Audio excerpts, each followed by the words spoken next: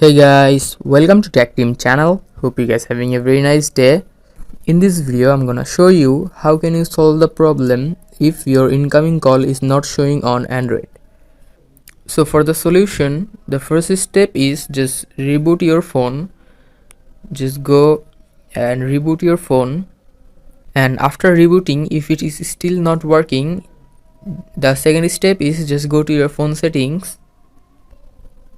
Now go for apps,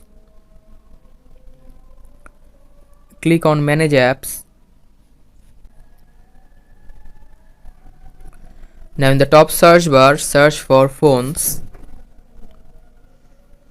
and go to phone. Now you just need to clear your cache and your data. So click the bottom last clear data and first clear cache. Now if clear cache isn't working, then you need to just clear all data.